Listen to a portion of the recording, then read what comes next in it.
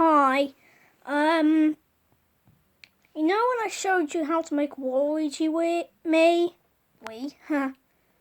sorry.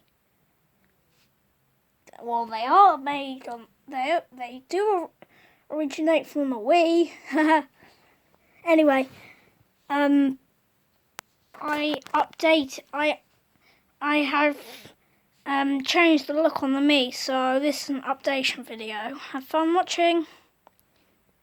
So you wanna this face.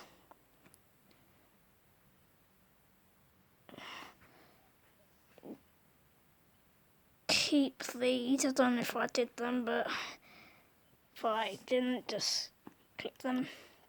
And you want this one of these, and you can just keep the colour like that.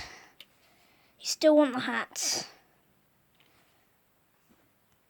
Yes, you still want this hat. You still want it purple. But in case you haven't watched my other video, I will show you. So it doesn't really matter what you do. You just choose the favourite colour to be purple. So,